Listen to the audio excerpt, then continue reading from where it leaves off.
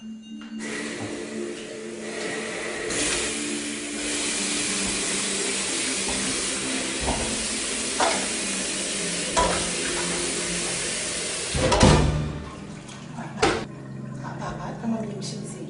wouldn't want in school.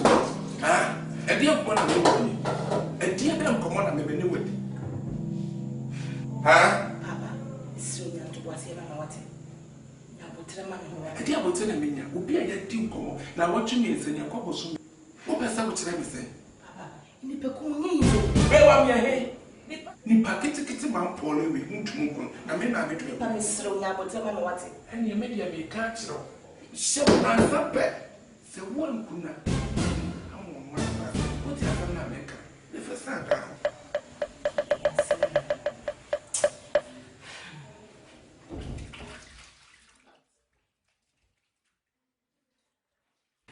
What's